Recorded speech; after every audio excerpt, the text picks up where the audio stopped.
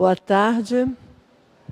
Sejam muito bem-vindos à Casa de Abel Sebastião de Almeida, nesse feriado, nesse calorão. Parabéns aos que aqui vieram.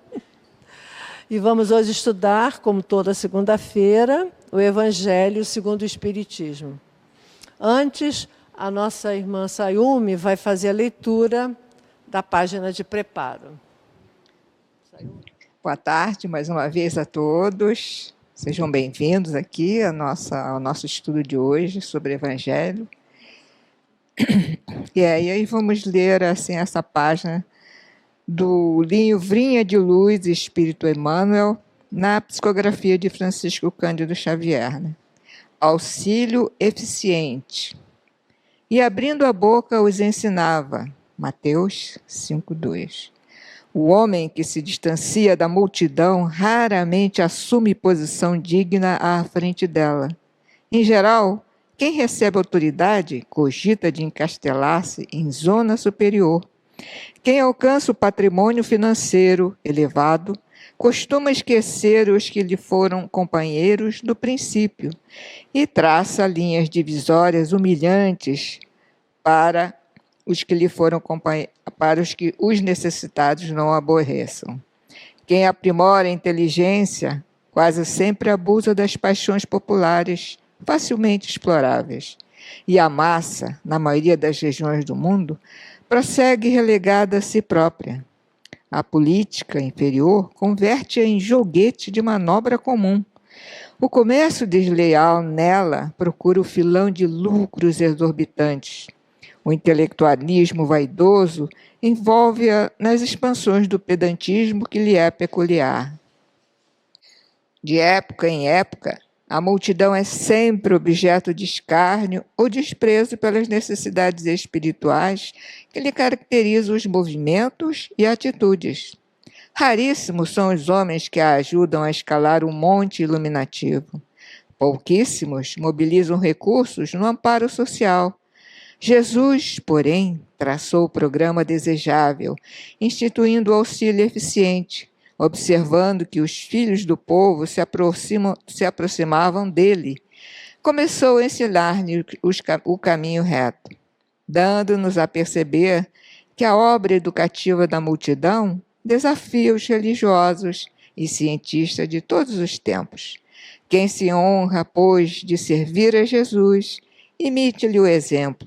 Ajude o irmão mais próximo a dignificar a vida, a edificar-se pelo trabalho sadio e a sentir-se melhor.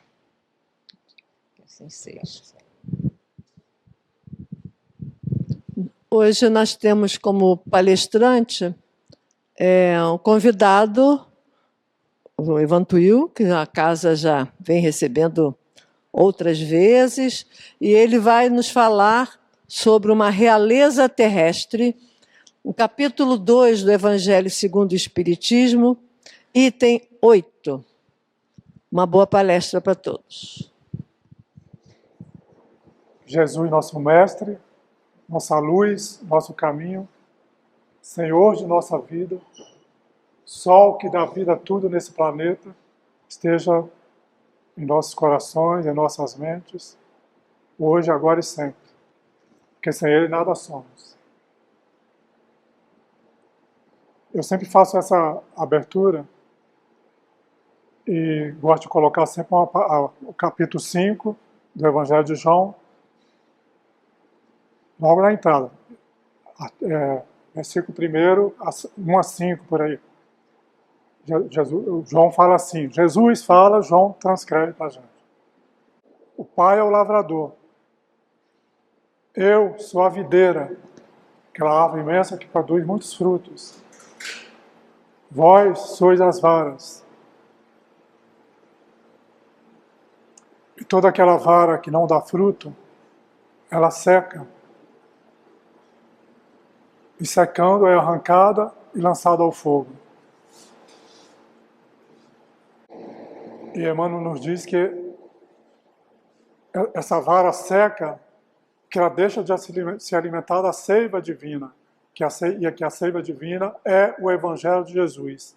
Ele diz isso para a gente numa dessas mensagens desses livros que são sempre lidos aqui, aqui em todas as casas espíritas, que são lidos nas aberturas. Então, se nós não colocarmos Jesus dentro de nós, se nós não colocarmos esses ensinamentos maravilhosos de Jesus dentro de nós, se nós não colocarmos na nossa vivência, no nosso dia a dia, nós vamos secar. Nós vamos adoecer. Daí vem toda essa pandemia de suicídio, daí vem toda essa pandemia de depressão que assola o mundo nesse momento. Que a gente vê naturalmente que as pessoas se afastaram das coisas divinas. As pessoas estão entregues às coisas materiais, é o que nós vamos conversar aqui hoje.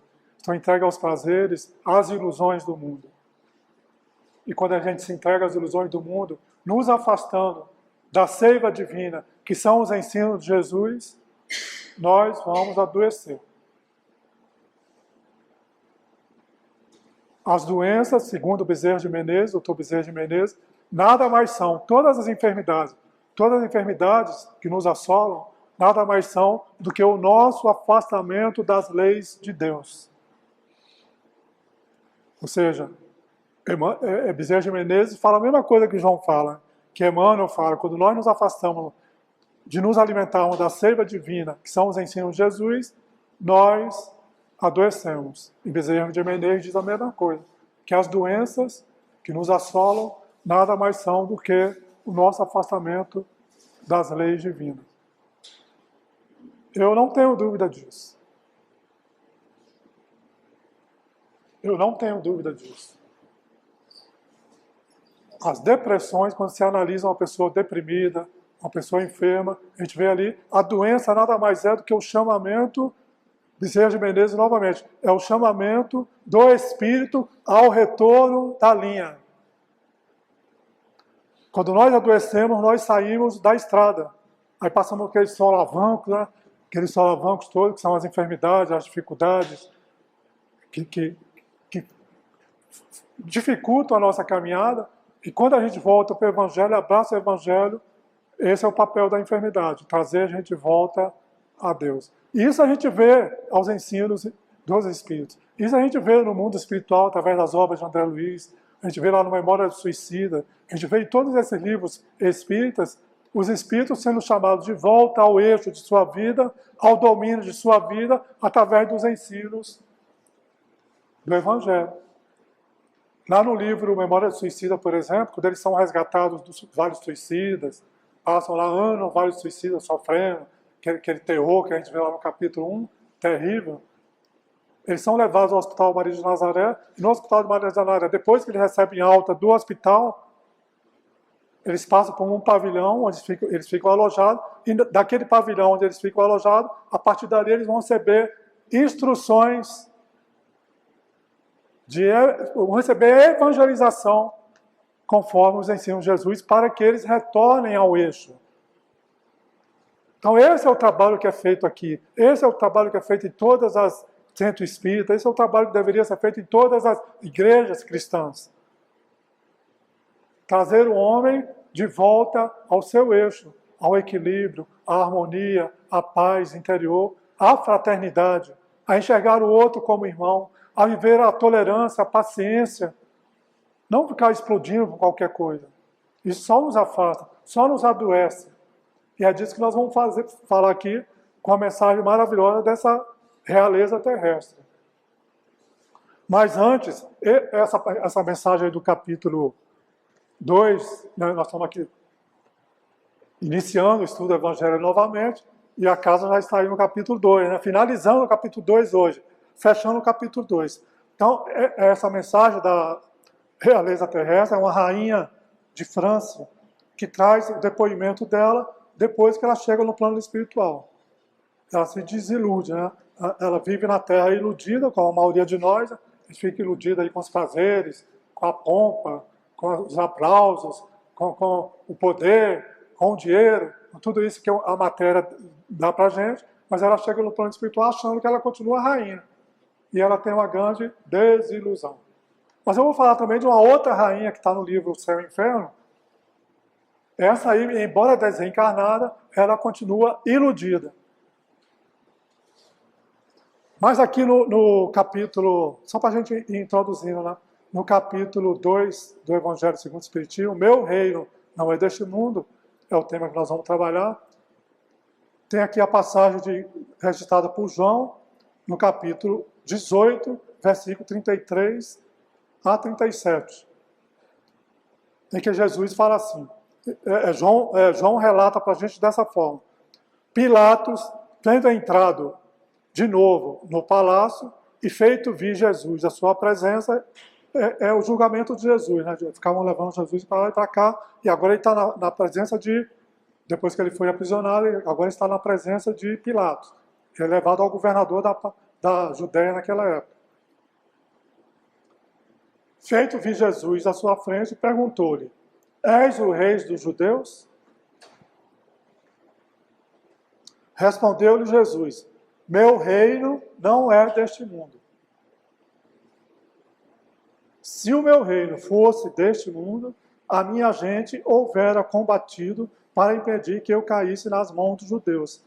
Mas o meu reino ainda não é aqui. É interessante, né? Então, o meu reino, és tu rei?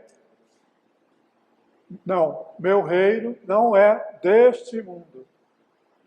Então, aqui, quando a gente pega os estudos de Jesus, a gente vê que toda a mensagem central dos ensinos dele é despertar todos nós para a vida futura. A morte não existe, só existe vida. Nós temos que caminhar sempre com essa certeza. Eu costumo dizer, e falo isso, ultimamente eu tenho falado muito, por aí falo sempre isso aí, todos nós nos dizemos cristãos, somos batizados na igreja, casados na igreja, fizemos comunhão na igreja. A maioria de nós passou por tudo isso aí. Todo esse mundo aí se diz cristão. Os evangélicos, os católicos, nós espíritas também somos espíritas, cristãos. Então todos nós nos dizemos cristãos, mas duvidamos da vida após a morte. Porque se nós acreditássemos realmente na vida após a morte, nós creríamos nos ensinos de Jesus e na palavra dele. Eu costumo dizer, quando ele é crucificado, depois, olha isso, eu sempre chamo a atenção das pessoas para isso aí. Depois de crucificado, ele é levado ao túmulo. Aí vão ao túmulo, o corpo dele tinha desaparecido, e ele aparece com a Maria de Nazaré, Maria de Magdala, e manda Maria de Magdala ir ao cenáculo onde estavam reunidos os apóstolos e avisar para eles que ele estava vivo, e que eram todos para dirigir para Galiléia, onde ele falaria a todos lá. Aí ela vai, essa história aqui não vou não, senão vou me perder aqui o nosso tema principal, não vai. Mas o que importa aqui, que Jesus, depois da crucificação dele, ele caminha com os apóstolos, ele vive com os apóstolos mais 40 dias. Isso está no texto do Evangelho. Está aqui. Relatado por Lucas, por João, por Marcos. Está aqui. E a gente ainda tem dúvida disso. Nós temos dúvida de que nós, ao desencarnarmos, nós vamos continuar vivos. Essa vida nossa na matéria é só um estágio. E a gente continua tendo dúvida disso. Essa vida nossa na matéria é para o aprendizado. Nós já vivemos, nós somos espíritos milenares, lá no livro Memória de Suicida, Dr. Teócrito, o diretor está falando aos internos, ele fala assim, há milênios vindes reencarnando na Terra. Há milênios nós estamos reencarnando na Terra. E há milênios, continua o Dr. Teócrito lá no livro Memória Suicida, nós ainda continuamos desperdiçando todas as maravilhas que o Pai coloca à nossa disposição para o nosso crescimento, para a nossa real libertação. Então Jesus vem e caminha conosco durante 40 dias para provar que a morte não existe, só existe vida e vida em abundância. Que esse mundo aqui é um mundo transitório, é um mundo de ilusão. O mundo real é o mundo espiritual, é a nossa casa verdadeira.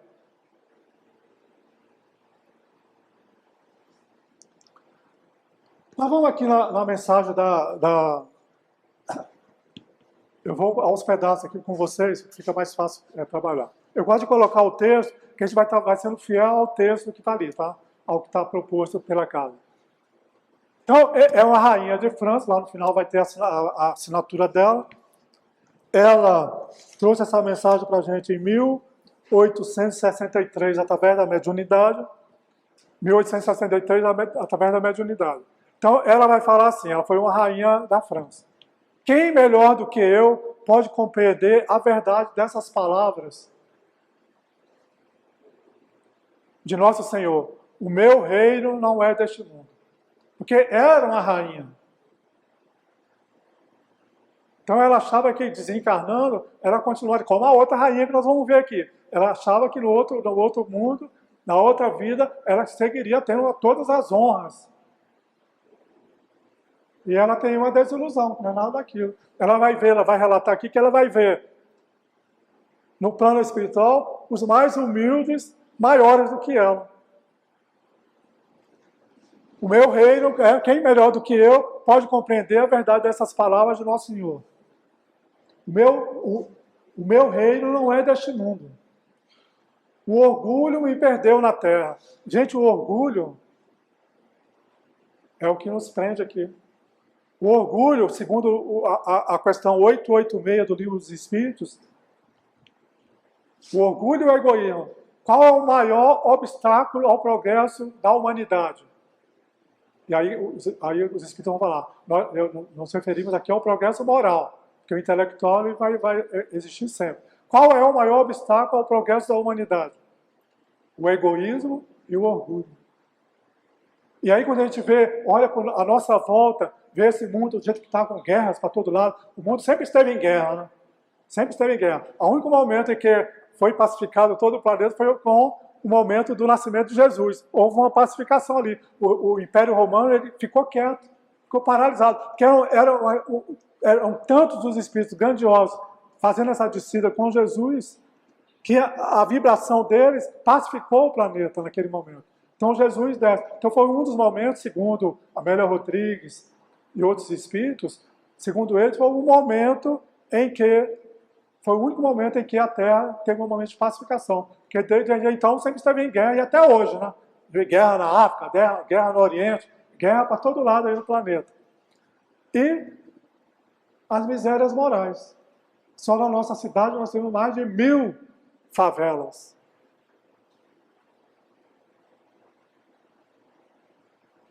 Então é muita miséria. Quem, pois, compreenderia o nenhum valor dos reinos da terra se eu ou não o compreendia? Quem trouxe eu comigo da realeza terrena? Né, que nós achamos, agora falando para todos nós, né? Nós achamos que ao desencarnarmos, inclusive isso é motivo de aprisionamento de todos nós.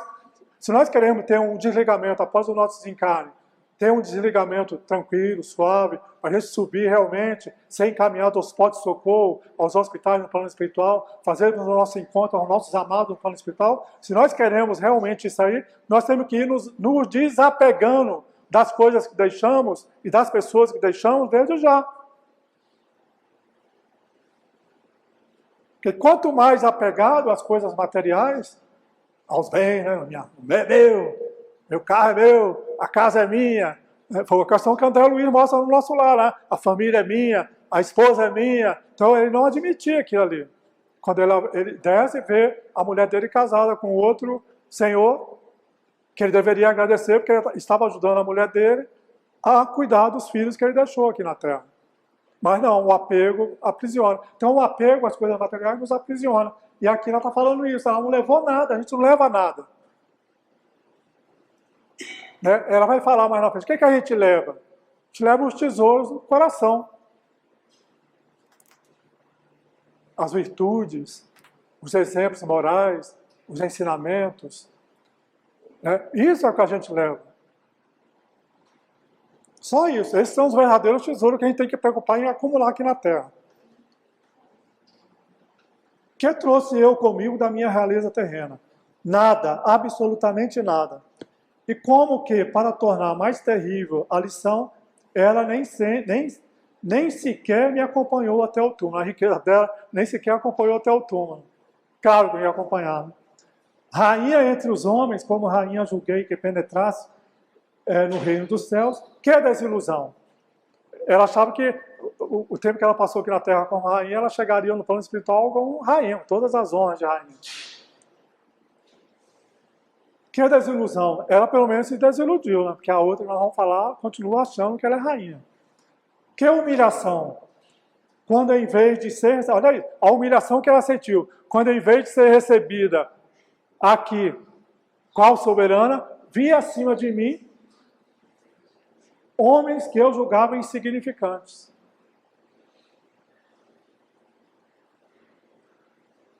E aos quais desprezava por não terem sangue nobre. Como então compreendi a esterilidade das honras e grandezas que com tanta avidez nós nos deleitamos aqui na Terra. Então nós temos que acabar com o nosso orgulho, nós temos que extirpar o orgulho de nós. Que os Espíritos, eles utilizam de todos os instrumentos possíveis para nos dar o auxílio. E às vezes o auxílio vem de uma pessoa muito humilde que a gente nem imagina. A gente está em sofrimento, está em desespero, está atrás de uma solução para o nosso problema. Aí você está no ônibus, no metrô, sei lá onde estiver, aí senta uma pessoa bem humilde do seu lado, começa a conversar com você e passa uma mensagem. Mas se você é orgulhoso, você nem quer dar atenção. Mas os Espíritos estão utilizando aquele instrumento, naquele momento, para passar uma mensagem. Eu costumo dizer que a gente fazia o trabalho lá no Pavãozinho Cantagalo, com a casa espírita lá, Paulo de Tarso. A casa faz um trabalho grandioso ali no Pavãozinho Cantagalo. Trabalho fora de série. Eles têm um trabalho de visita às famílias carentes. Tem um trabalho de evangelização no sábado, todo mundo desce, evangelização na sede da instituição, e durante a semana, 2 dias na semana, trabalhadores da casa visitam as famílias. Fazem oração nas casas das famílias. Já participei muito disso aí durante anos. Existia uma senhorinha conosco, não vou falar o nome dela agora, negra, de idade, uma pessoa muito simples. Você não dava nada por ela. Você estava na casa dela, que era uma confusão tão grande. Filho que já tinha saído da prisão, neto que traficava, aquele monte de netas, já com netas dela, já com os bisnetos. Bisneto dela, né? As netas já com os netos. Todo mundo, aquela muvuca dentro de casa, a confusão nas casas de casa. E ela sempre naquela paz, aquela tranquilidade. Tudo bem, Dona Maria? Da Maria da Graça, o nome dela. Tudo bem, Dona Maria da Graça? Ela, meu filho, está tudo maravilhoso. O que mais eu preciso para estar bem? Não tinha nada. O que mais eu preciso para estar bem? Sempre naquela paz, aquela harmonia. Você era um espírito que estava ali. Aí eu virava para minhas colegas de trabalho, lá dentro do morro, né? Lá dentro do morro, eu virava. Depois a gente disse, eu falava, gente, presta atenção naquela senhora, que ali está escondido um espírito que traz grandes lições para a gente. Porque às vezes você é orgulhoso, você não consegue enxergar. Mas quem tem olhos de ver, vê. Ali tem um espírito que traz grandes lições para a gente. Quando abre a boca, traz lições seríssimas para a gente. Então, mas se a gente é orgulhoso, a gente isola, a gente elimina. Então é o que ela vê aqui, né? Ela vê no plano espiritual que aquelas pessoas mais simples, que não tinham a coroa de rei, o sangue real, eram as pessoas mais iluminadas. Por quê? Porque souberam sofrer, pessoas humildes, simples, mas que sofreram com resignação. Sofreram sem perder a fé, sofreram sem perder a esperança, sofreram sem se revoltar. Então esses exemplos estão aí o tempo todo. Você entra na comunidade, está lá uma senhorinha, numa casa, não tem nada. Mas ela transforma a casa dela numa creche, para poder que as outras mães trabalhem. Aí as mães saem, deixam as crianças com ela cuida das crianças e fica ali, uma verdadeira creche. Tem nada, mas ela fica ali cuidando das crianças. Então é um espírito missionário que está ali cumprindo a missão dele. É um espírito que está em provas também, mas que aceita a prova dele e não se revoltou, já sorveu dos ensinos de Jesus, já colocou dentro dele e está buscando viver esses ensinos.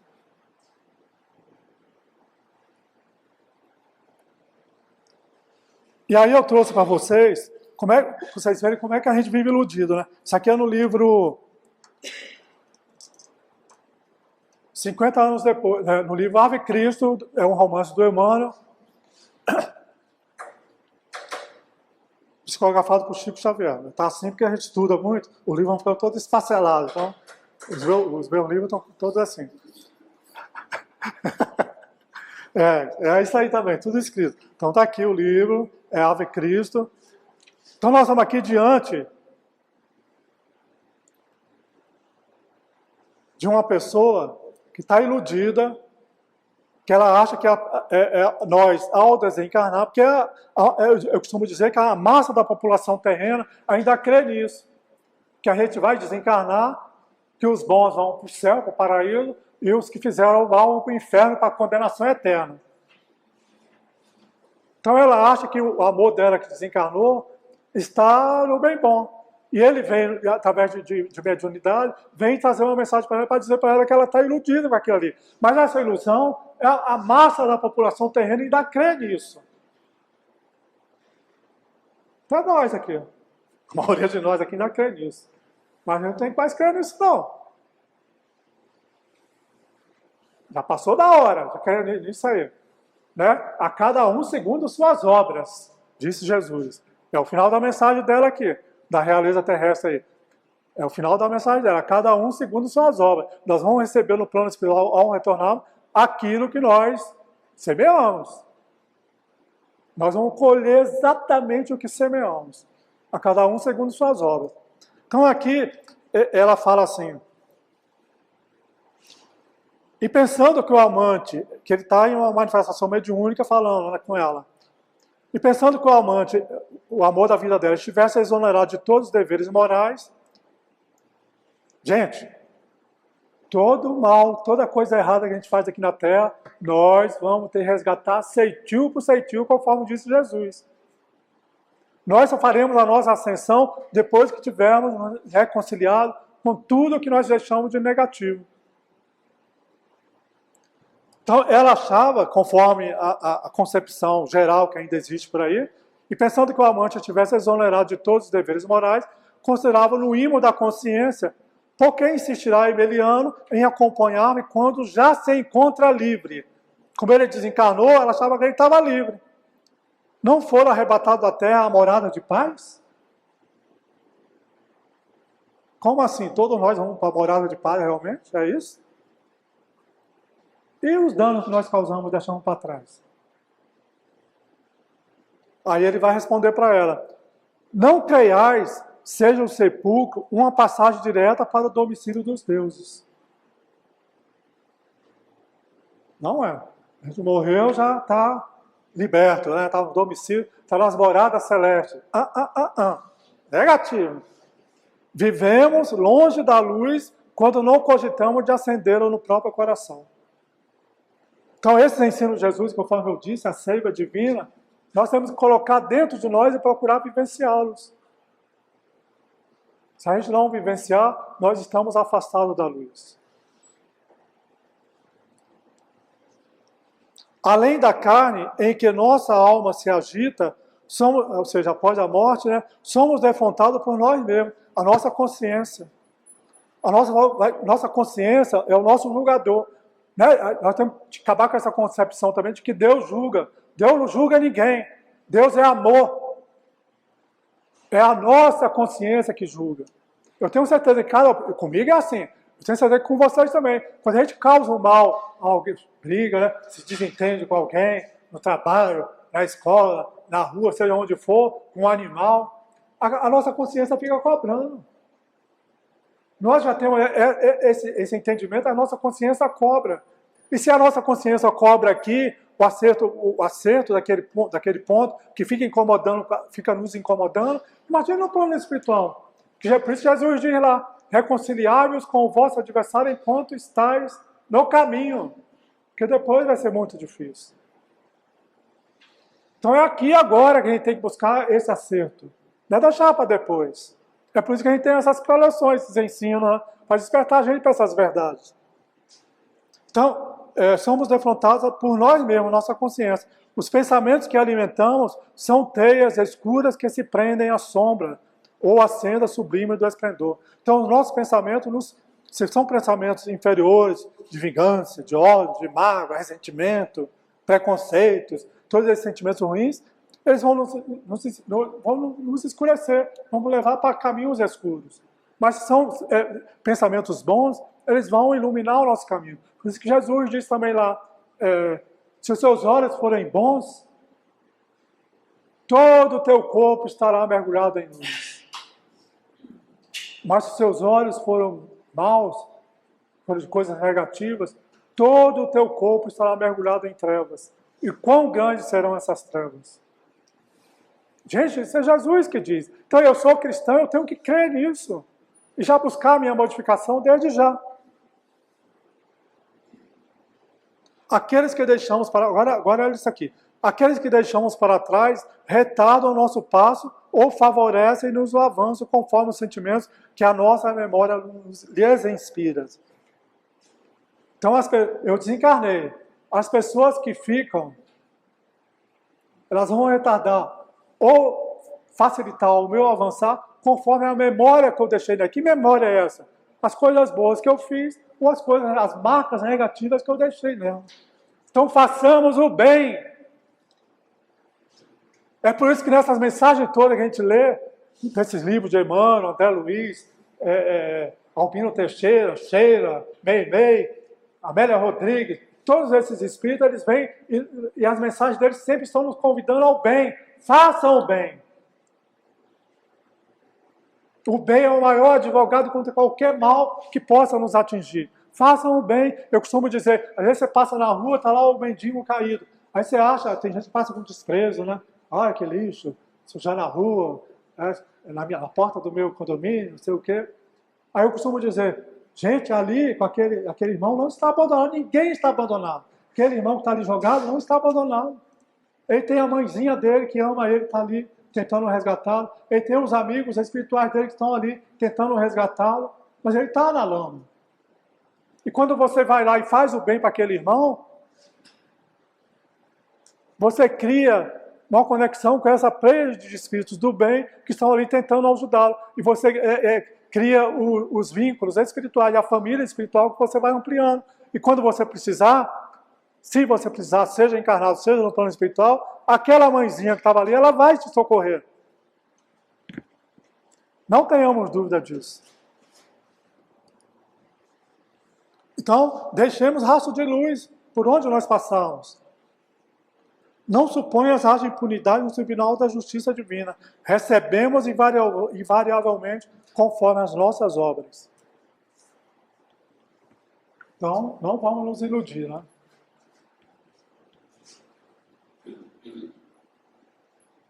Aí ela continua, né? Para se granjear um lugar... Olha que lição legal que ela vai dar para a gente agora. Para se granjear um lugar nesse reino... O reino eterno, lá em cima, no reino de paz, no reino celeste, no reino de alegria, de harmonia, são necessárias a abnegação e a humildade, a caridade em toda a sua celeste prática, a benevolência para com todos. Então, não são as coisas materiais, o poder, as glórias, os aplausos que farão com que a gente ascenda a esses reinos celestiais. Nada disso. Isso tudo são ilusões. Então, olha a consciência que ela, depois que ela se desilude, olha a consciência que ela adquire, né? Para se granjear um lugar nesse reino, são necessárias a abnegação, a humildade, a caridade em toda a sua celeste prática, a benevolência para com todos. E a gente lembra do Livro dos Espíritos, quando Kardec pergunta, qual o verdadeiro sentido da palavra caridade? Benevolência para com todos, indulgência para com as faltas alheias e perdão das ofensas. Benevolência, indulgência e perdão. E isso é a verdadeira caridade. É o que ela está falando aqui mais ou menos. Ela está na mesma linha de pensamento. Ela já adquiriu essa consciência. Não se vos pergunta o que foste, nem que posição ocupaste. mas que bem fizeste, quantas lágrimas enxugaste. Eu costumo dizer para as pessoas, a gente está sempre falando, que quando a gente retornar ao plano espiritual, né, às vezes as pessoas, que evangélico, só evangélico que está salvo, só o católico que está salvo, isso e aquilo. Negativo. Quando a gente retornar ao plano espiritual, ninguém vai perguntar se você é católico, se você é evangélico, se você é ateu, se você é isso, se você é espírita, se você é isso ou aquilo. Negativo. Vamos perguntar isso que ela captou aqui. O que nós fizemos dos dons, dos talentos que o Pai colocou em nós, para que nós participássemos da obra da criação, com aquilo que nos compete. O que nós fizemos? O que fizestes? Não vos pergunto, vou ler de novo. Não se vos pergunta o que foste, nem que posição ocupaste, mas que bem fizeste quanto às lágrimas enxugadas. Eu costumo dizer que, eu gosto sempre de lembrar disso, que a gente é significativo. Né? Eu morei em Brasília durante 13 anos. Depois eu fui transferido aqui para o Rio. E nesses 13 anos que eu fiquei em Brasília, jovem, né? Cheguei lá com 21 anos. Eu sempre tive envolvido no movimento espírita e eu gosto da atividade prática, eu gosto da prática, da vivência. E nós tínhamos lá um grupo, dirigíamos um grupo de pessoas de todas as religiões que estavam preocupadas em fazer o bem. Nós tínhamos a casa espírita, mas também tínhamos um grupo à parte, como hoje tem muitos grupos virtuais hoje em dia, tínhamos um grupo à parte, reuníamos semanalmente na casa de um, na casa de outro, fazíamos evangelho, estudávamos e discutíamos o trabalho que nós estávamos nos propondo a fazer. Então era um grupo que tinha evangélico. Os evangélicos gostam muito de se misturar, né? Evangélico falando demais aqui. Tinha católico, tinha ateu, tinha das religiões espiritualistas, tinha de tudo ali. E tinha ateus. Aí eu costumo dizer, os ateus, embora se dissesse que não acreditavam em Deus, não acreditavam em nada disso que a gente prega aqui, eram as pessoas mais abertas, eram as mais caridosas, eram as mais amorosas.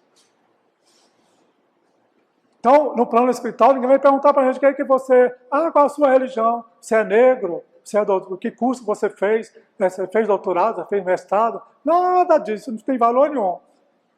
Vão perguntar para a gente o que fizeste dos talentos que eu coloquei em suas mãos.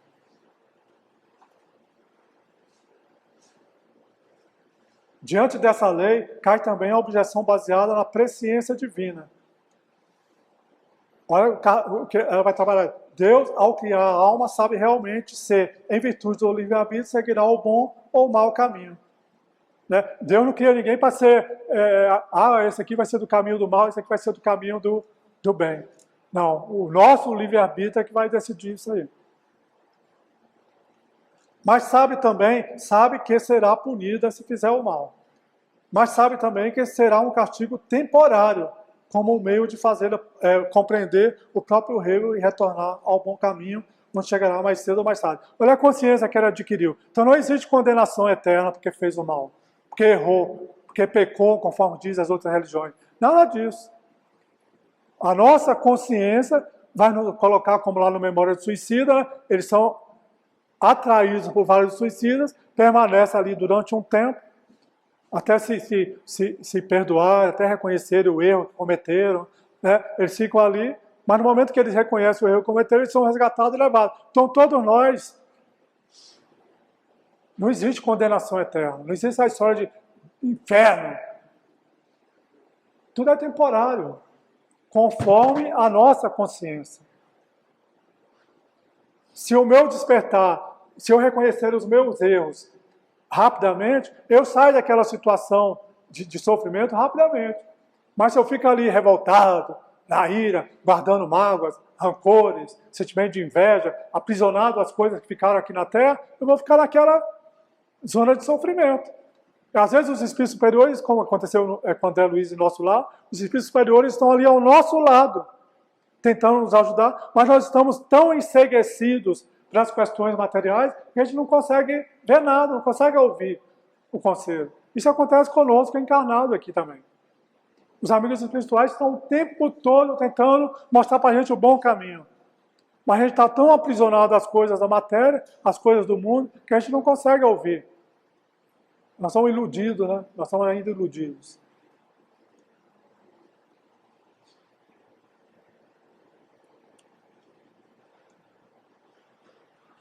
Mas aí eu quero colocar para a gente, senão não vai dar tempo, a outra, nós estamos falando aqui de uma rainha que se desiludiu. E aqui no livro Céu e Inferno, na parte que trata dos espíritos endurecidos, Kardec traz para a gente uma mensagem de uma rainha de hoje, ela foi rainha na Índia. É uma mensagem psicografada, ela faleceu na França em 1858. E aí é feito a ela, né, a equipe lá de Kardec faz a ela uma série de perguntas, como é que faz sempre? E para nós aqui interessa mais a questão 5, que não dá para trabalhar todas as questões. E na questão 5, olha como ela está iludida ainda, né? Na questão 5, essa rainha de hoje, uma rainha da Índia, ela foi rainha na Índia, ela diz assim, né, é perguntado a ela, vós que vivestes nos esplendores do luxo, cercada de honras, que pensais hoje de tudo isso? Ou seja, que pensais de tudo que você está vendo agora no plano espiritual? Agora ela desencarnou, está no plano espiritual. Que tem o direito, ela responde, que tem o direito. Ou seja, ela desencarnou como rainha e acha que no plano espiritual ela ainda está em os direitos de rainha. Então ela responde, que tem o direito. O que achais da sua situação agora? Que pensais hoje de tudo isso? Que tem o direito. Aí ele pergunta novamente, a vossa hierarquia terrestre concorreu para que tivesse outra mais elevada neste mundo em que ora estáis?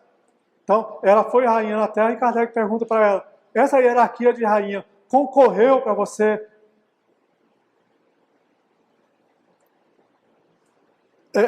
ser mais elevada aí neste mundo onde estás? Aí ela responde, continua a ser rainha. Ou seja, ela achava que continuava sendo rainha. Que se envie escravas para me servirem. Continuo rainha e que sejam enviadas escravas para me servirem.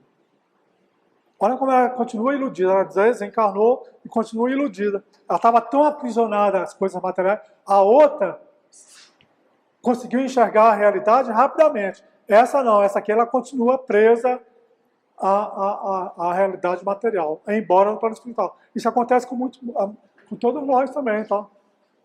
Todos nós. Aquilo que eu falei no início. Se nós queremos nos desligar, nós temos que fazer o nosso desligamento do corpo material, fazer a nossa ascensão aos postos de socorro, sermos levados pelos amigos espirituais aos hospitais, às cidades espirituais, né, onde encontraremos paz, nós vamos nos desapegar das coisas materiais. Ela continua apegada. Então ela não faz o desligamento dela completo. Isso acontece, a gente vê muito isso na obra André Luiz, Manuel Fulano de Miranda, espíritos que desencarnam e continuam presos à matéria. Continuam aqui nesse mundo. Tá cheio, tá? A gente fala, espírito, é o que mais tem por aí, tá? É o que mais tem. Continua a ser rainha, que se envia escravas para me servir. Mas não sei, parece-me que pouco se preocupam com a minha pessoa aqui. E, contudo, eu sou sempre a mesma. Ela continua achando que é a rainha. Então, a gente está vendo aí que uma se desiludiu rapidamente, né? Ela chegou no plano espiritual, que é essa que a gente está estudando a mensagem aqui, ela se desiludiu rapidamente. A outra continua aprisionada às coisas materiais. Isso é muito comum, tá? Inclusive, Manuel Filomeno de Miranda mostra isso para a gente, Bezerra de Menezes também, no livro Damas da Obsessão, ele mostra para a gente. Tinha lá uns espíritos judeus que sofreram na Inquisição o terror causado pela igreja. E essas pessoas que foram os inquisidores lá no passado, agora estão encarnados. E eles estão na vingança. Eles agora desencarnados, os judeus desencarnados, continuam, agora estão vingando. E esses judeus, eles se apresentam ainda com a roupa daquela época, a roupagem daquela época. Os médiuns, em mesas mediúnicas, médiuns videntes, eles conseguem ver quando os espíritos são trazidos.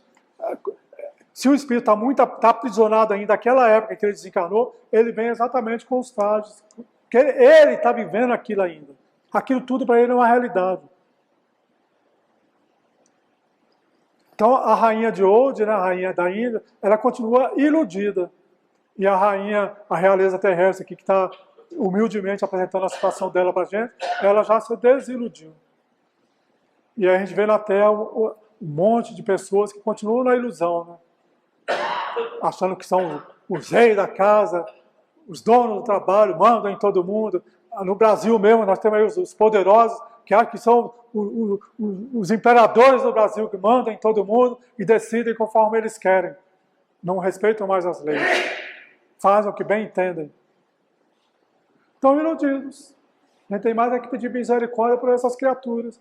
Mas as pessoas iludidas, esses reis iludidos, estão em todo lugar, nos lares, nos postos de trabalho, nas igrejas, centros espíritas. Né? Tem os donos de centro espírita aí, que se você sai dali um pouquinho já está condenado. Mas também existe, infelizmente. São as pessoas que estão iludidas. E o que é que nós temos que fazer? Nos revoltar? Não. Pedir misericórdia. Senhor, como Jesus fez lá no alto da cruz. Senhor, tem misericórdia. Eles não sabem o que fazem. Eu sempre digo isso às pessoas, né? Não se desesperem. Peça misericórdia. Tem uma irmã lá no centro espírita, ela sempre fala, ela sofre muito por causa de situação com o ex-marido, essa e outras mais também. Eu falo, pede misericórdia a Deus. Faça como Jesus, no alto da cruz. Senhor, tem misericórdia, porque eles não sabem o que fazem. Eles não sabem o que fazem. Se nós já temos contato com essas mensagens maravilhosas, com esse ensino maravilhoso, peçamos misericórdia, mas não nos revoltemos. Senhor, tem misericórdia. Que ele não sabe o que faz. Vamos ali que o tempo está avançando. E aí ela continua. Ó Jesus, tu o disseste, teu reino não é deste mundo, porque é preciso sofrer para chegar ao céu, de onde os degraus de um trono a ninguém aproximam. A ele só conduzem as veredas mais penosas da vida. Procurai-lhe, pois, o caminho através das dores, né, do sofrimento, dos espinhos, não por entre as flores. Então, a conquista desse reino de paz, né, a conquista dessa paz interior que nos encaminhará a esses reinos celestes, ela não se fará num mundo de facilidades. Jesus diz lá, no mundo tereis aflições. Ele já diz isso, no mundo tereis aflições. As aflições fazem parte desse mundo, porque nós estamos no mundo de provas e expiações. Os espíritos que aqui estão, nós, somos espíritos imperfeitos. Então, a massa dos espíritos que estão aqui na Terra são espíritos imperfeitos. A massa é de espíritos imperfeitos. Então, a dor, o sofrimento, faz parte do nosso aprendizado. Eu costumo dizer que a dor é como aquele aguilhão, né? Paulo fala lá, tem um aguilhão que me provoca o tempo todo, né? Fica ali, que é o aguilhão, fica ali cutucando. A dor é exatamente isso aí. Se a gente não tem a dor, se a gente não tem a dificuldade, não tem o sofrimento, se a gente ficar caminhando sempre em mar manso, né? Em céu de brigadeiro, navegando em céu de brigadeiro, em mar calmo, a gente não progride. Então a dor é o aguilhão, ele fica ali cutucando. E é interessante que os espíritos dizem que o espírito perseguidor de nós, aquele que nos obsidia, o obsessor, ele funciona como um aguilhão para todos nós. Ele é um provocador da nossa mudança. Por isso que é permitido ele ficar ali.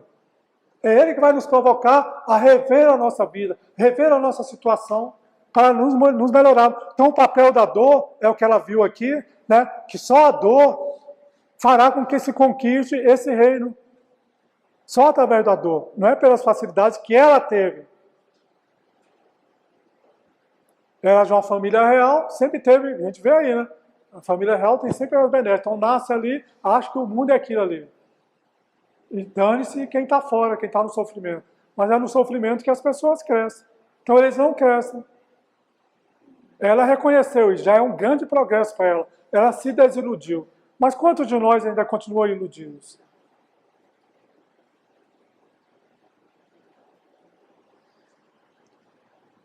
Correm os homens por alcançar os bens terrestres, como se os houvessem de guardar para sempre. Aqui, porém, todas as ilusões se somem. Cedo se apercebem eles de que apenas apanharam uma sombra e desprezaram os únicos bens reais e duradouros. Ou seja, os bens terrenos que a gente atravessa a vida querendo acumular, casa na cidade, casa no campo, casa na serra, carro para isso, carro para aquilo, então e posses, isso e aquilo, tudo isso vai ficar, tudo isso é ilusão. E ela reconhece aqui, né, os únicos bens duradouros, os únicos bens reais e duradouros, os únicos que nos aproveitam na morada celeste, os únicos que eles podem facultar acesso a esta. É o bem que a gente fez. Aí eu repito mais uma vez, por isso que os Espíritos nos convidam a fazer o bem o tempo todo. Presta atenção na mensagem. Nos convidam ao bem o tempo todo. Sabe por quê? Porque quando eu estou fazendo o bem, eu atraio uma legião de espíritos do bem à minha volta. Já quando eu estou na ociosidade, eu estou cercado de espírito ocioso. Né? A questão da depressão, exatamente o espírito ele se entedia de tudo. Aquela vida já não mais satisfaz a ele. Ele, em vez de buscar essas luzes que a gente está trabalhando aqui, ele não busca. Ele se perde no mundo material, ele entra em depressão. Mas se ele buscar, aí Chico, né, Bezerra de Menezes, todos esses espíritos falam que a depressão, o melhor remédio para a depressão é fazer o bem. Vai fazer a caridade, vai de encontro àquele que a dor daquele que sofre. Gente, quando a gente está fazendo o bem, e você entra numa casinha dessas pessoas humildes, você vai no hospital, nas visitas ao hospital, a gente ia às vezes no hospital, estava lá uma pessoa aqui no Rio, uma pessoa abandonada lá num leito de hospital, 6, 8 meses. Porque a família chega, joga, como é uma enfermidade de longa duração, vai todo mundo embora e a pessoa fica ali sozinha.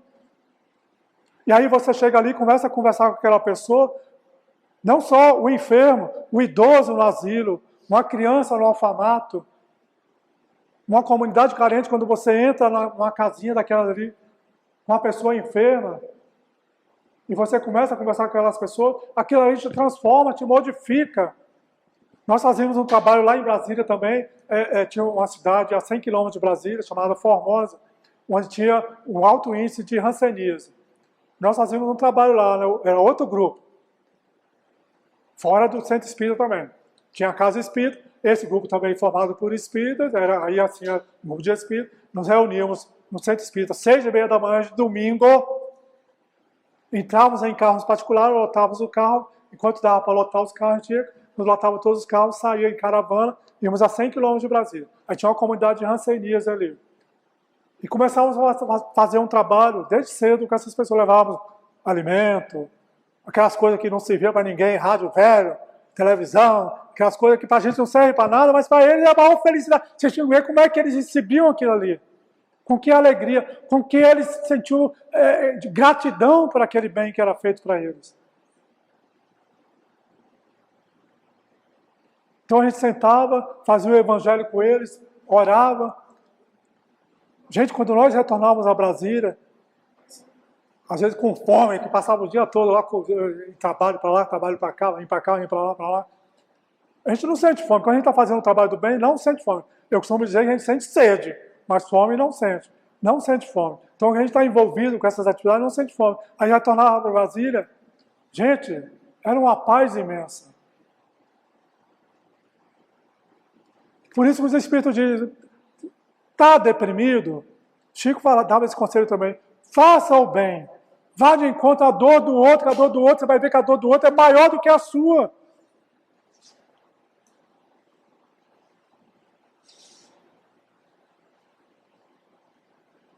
Não é legal? Então, essas mensagens todas é para despertar, para mexer com a gente.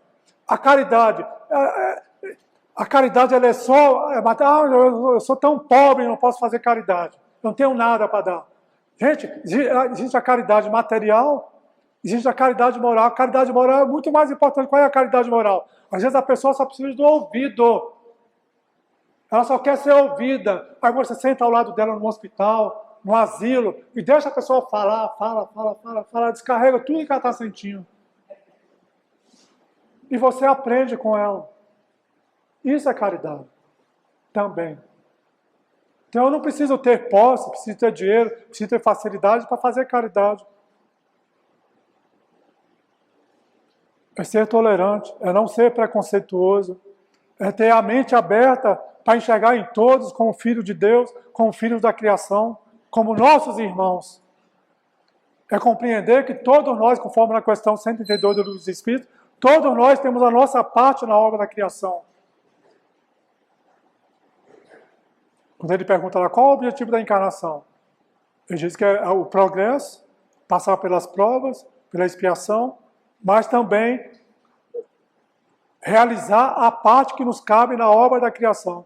O que nós estamos fazendo dos dons que o Pai colocou em nossas mãos?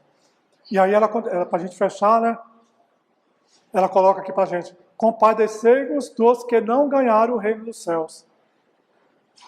Ajudai-os com as vossas preces, porquanto a prece aproxima do Altíssimo homem, é o traço de união entre o céu e a terra. Não o esqueçais. Uma rainha da França, Harvard, 1863. Então, oremos por aqueles que partiram. Vamos orar, Senhor. Eu oro por um monte. Todo dia cedo tem uma lista que eu faço orações para esses irmãos que partiram, e eu tenho certeza que a maioria dos familiares, ninguém nem ora mais, mas é a oração. No livro dos médiuns, está lá, a oração é como um lenitivo para nós. Quando as pessoas oram para nós, os médiuns, e o Evangelho também, ele vai estudar aqui o capítulo que trabalha a oração. A oração é como um lenitivo, é como aquela brisa suave que nos... Nós fazíamos... A gente fechar, né? Falo demais, 4 horas em ponto. Mas já a mensagem já passou ali. Nós fazíamos o trabalho no Pavão Pavãozinho Castagalo, e sem preconceito, né? Então a gente conversa com o traficante, com a turma toda ali viciada, vai todo mundo ali que está no caminho, nós vamos trabalhando todo mundo.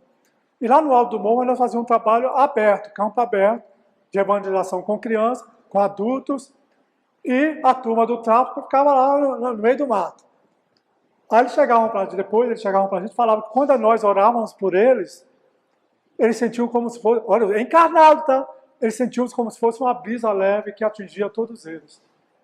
E se é assim com os encarnados, assim é muito mais com os desencarnados, segundo o depoimento deles no Livro dos Médiuns e no Evangelho segundo o Espiritismo. Então eu encerro aqui com essa mensagem maravilhosa, de muito aprendizado para mim. Espero que para vocês também tenha sido um aprendizado maravilhoso. Que Jesus, nosso Mestre, nossa luz, nosso caminho, Senhor de nossa vida, Sol que dá vida a tudo nesse planeta, permaneça em nossos corações e em nossas mentes, hoje, agora e sempre. Tá bom? Obrigado.